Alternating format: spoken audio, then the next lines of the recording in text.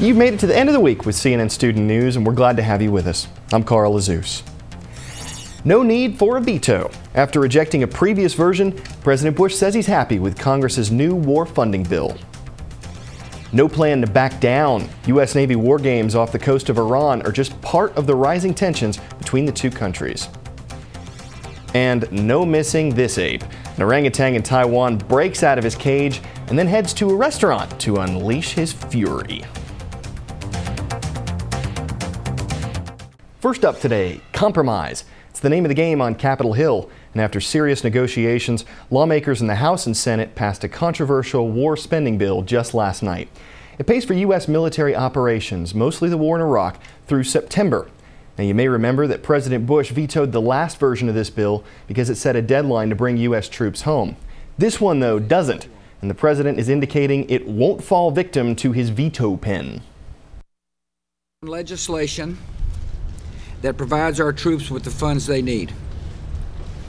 Makes clear that our Iraqi partners must demonstrate progress on security and reconciliation. My administration and members of Congress from both parties have had many meetings to work out our differences on this legislation.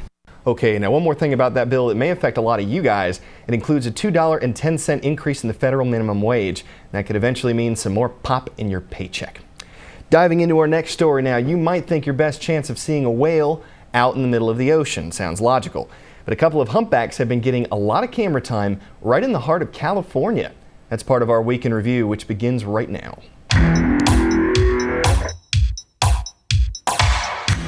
The search is over for one of 3 U.S. soldiers missing in Iraq for almost 2 weeks. Military officials have confirmed a body found in the Euphrates River is one of the men who disappeared after a surprise attack south of Baghdad. The U.S. commanders say they'll keep looking for the remaining troops with the same level of intensity. In a different part of the region, fighting has raged in Lebanon all week as that nation's army battles a militant group with suspected ties to al-Qaeda. Dozens of people have been killed on both sides of these clashes, which started on Sunday. An official from the group Fatah al-Islam announced a truce on Tuesday, but that's been interrupted by violence several times. Turning to weather now, experts are making their predictions for this year's hurricane season in the Atlantic, which gets an official start on June 1st. The National Oceanic and Atmospheric Administration says we can expect 13 to 17 named storms, about 7 to 10 of those becoming full-fledged hurricanes. But Mother Nature doesn't always stick to the calendar. We've actually had 1 named storm so far this year. And it's a fiery ordeal for the world's last surviving 19th century clipper ship. A massive fire broke out on board the Cutty Sark, which has been a popular tourist attraction in London for 50 years. The famous vessel was in the middle of a $50 million makeover, so a lot of its components, fortunately, were safe in storage. And finally, we've got our 2 wayward whales who are still doing laps in the Sacramento River. The mother humpback and her calf seem to be a little confused about their sense of direction. Scientists haven't had too much luck turning the off-course ocean goers back toward the Pacific Ocean after they got lost 90 miles inland.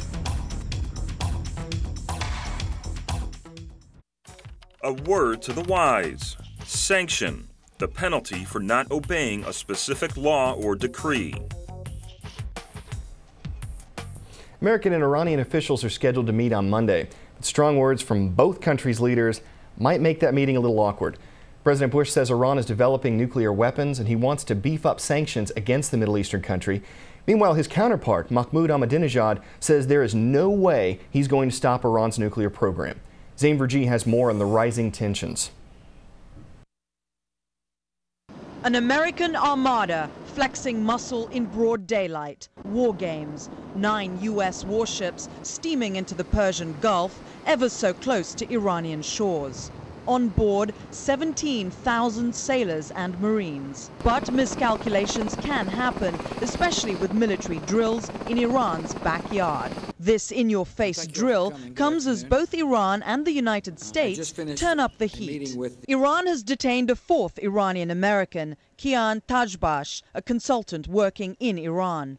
The idea that somehow these people represent a threat to the regime is just absurd. And now a top U.S. military commander tells CNN of a disturbing development, accusing Iran of forging a new alliance to spread terror in Iraq. There are Sunni extremist elements that are in fact being funded by Iranian intelligence agents, and they're also providing some training for them too. The United States has been trying to isolate the Iranian regime by supporting tough UN sanctions, cutting it off from international banks, detaining 5 Iranians in Iraq, and is planning to step up democracy programs inside Iran that support human rights, media access and education groups. Both sides trying to one-up the other in a battle of wills that shows no sign of letting up, even as they prepare to sit down on Monday for direct talks on Iraq. But I think there's elements in both capitals, both in Washington and in Tehran, who don't want to see improved ties between the U.S. and Iran and don't even want to see a dialogue between the U.S. and Iran, and they're doing their best to torpedo these talks.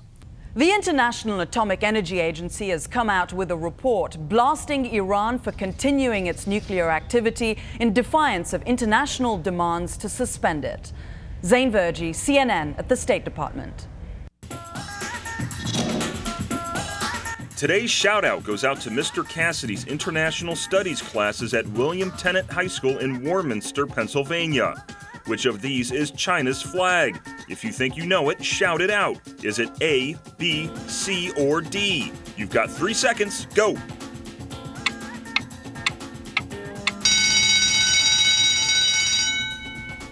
A is China's flag. It flies over the country's population of more than 1.3 billion people.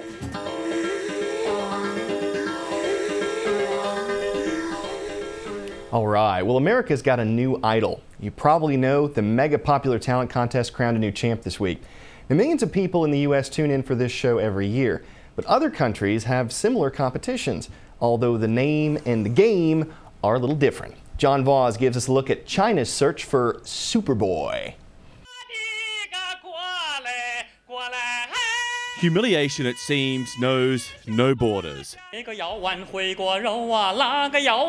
Regardless of country, regardless of language.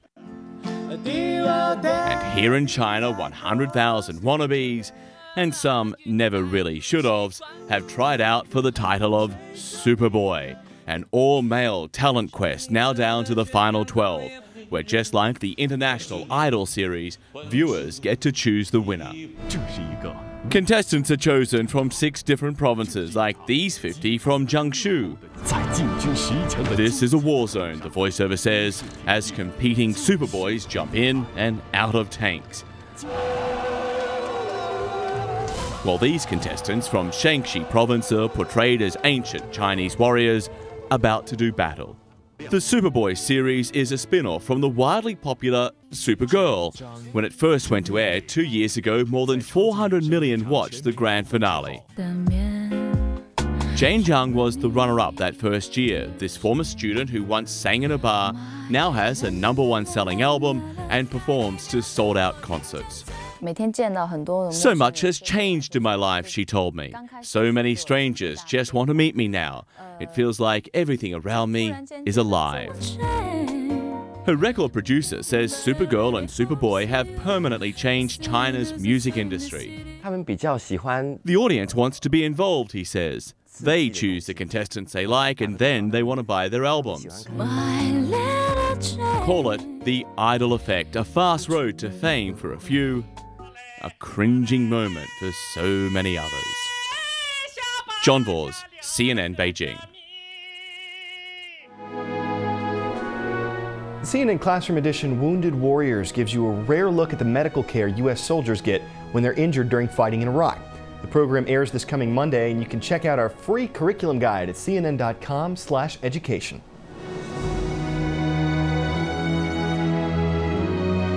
And before we go today, a story from Taiwan that'll make you go ape. Now, we don't know how this orangutan got out of his cage. Once he did, we do know he was plenty angry.